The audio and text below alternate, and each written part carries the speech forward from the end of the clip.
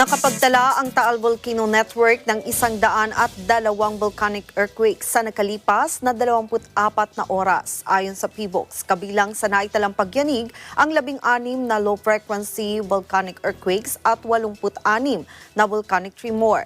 Tumagal ang mga nasabing pagyanig mula 1 hanggang 22 minuto. Nagpapatuloy din ang pagbuga ng mainit na volcanic fluids sa lawa ng bulkan. Batay sa ground deformation parameters, naobserbahan ng PBOX ang mabagal subalit tuloy-tuloy na pamamaga ng lupa sa Taal region. Ang mga ito ay indikasyon nila na may nagaganap na magmatic activity sa mababaw na bahagi ng bulkan.